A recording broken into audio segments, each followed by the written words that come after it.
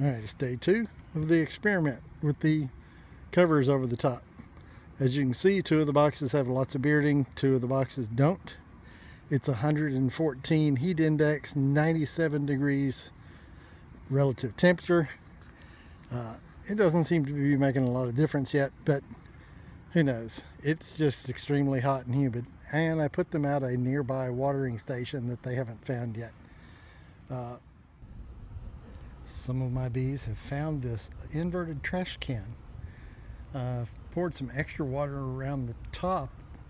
They were all gathering around the little lip along the bottom where water had gathered. So I put some more on the top and they are fogging towards this thing. I do have a pond.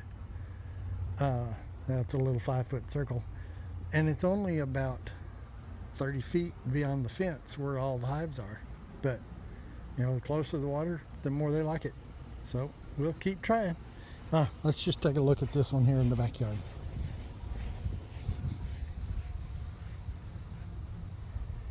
All right, that is pretty much the same as it was before.